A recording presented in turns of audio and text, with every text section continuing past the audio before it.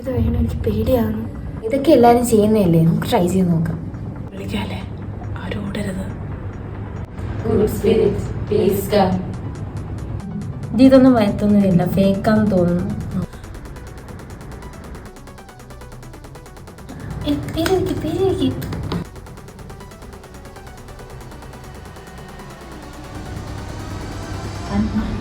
എന്താ ചോദിക്കണ്ടേ? എടി, ഏറ്റവും കൂടുതൽ ഓഫർ കിട്ടുന്ന എവിടെയാന്ന് ചോദിക്കാം. ഏറ്റവും കൂടുതൽ ഓഫർ ഉള്ളത് എവിടെ?